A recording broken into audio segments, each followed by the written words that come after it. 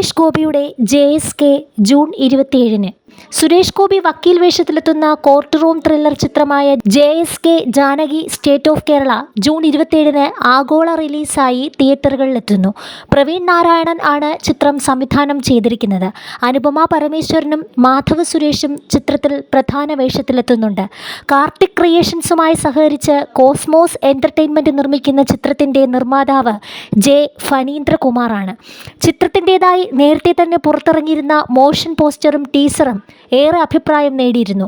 സുരേഷ് ഗോപിയുടേതായി പുറത്തിറങ്ങാനിരിക്കുന്ന ഒരു mass play ആയിരിക്കും ചിത്രമെന്നും family ഓഡിയൻസിനെയും youth ഓഡിയൻസിനെയും ഒരുപോലെ സ്വാധീനിക്കാൻ കഴിവുള്ള ഒന്നായിരിക്കും ചിത്രമെന്നുമൊക്കെയാണ് ടീസർ കണ്ട പ്രേക്ഷകർ പറഞ്ഞിരിക്കുന്നത്.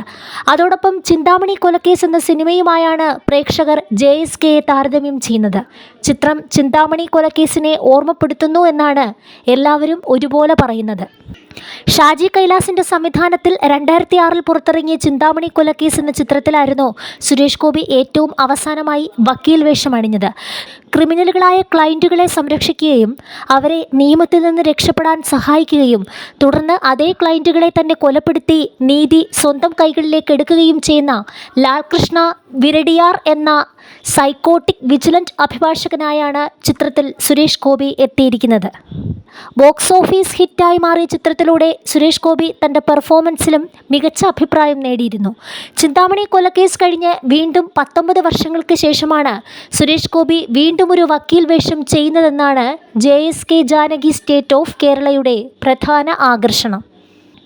നീണ്ട ഇടവേളയ്ക്ക് ശേഷം അനുപമ പരമേശ്വരൻ മലയാളത്തിലേക്ക് തിരിച്ചു വരുന്ന സിനിമ എന്ന പ്രത്യേകത കൂടി അനുപമ പരമേശ്വരനെ കൂടാതെ ദിവ്യ പിള്ള, ശ്രുതി രാമചന്ദ്രൻ എന്നിവരും ചിത്രത്തിൽ നായിക കഥാപാത്രങ്ങളെ അവതരിപ്പിക്കുന്നു.